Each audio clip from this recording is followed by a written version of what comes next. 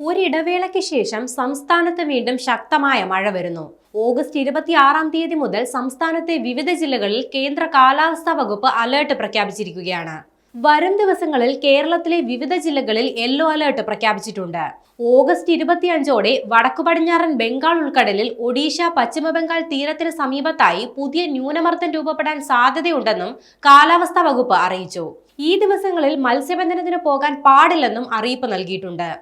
August 26 Thrissur, Malappuram, Kozhikode, Wayanad, Kannur, Kasaragod ജില്ലകളിലും 27 Ernakulam, Thrissur, Malappuram, Kozhikode, Wayanad, Kannur, Kasaragod ജില്ലകളിലുമാണ് yellow alert പ്രഖ്യാപിച്ചിരിക്കുന്നത്. ഒറ്റപ്പെട്ട ശക്തമായ മഴയ്ക്കുള്ള സാധ്യതയാണ് പ്രവചിച്ചിരിക്കുന്നത്.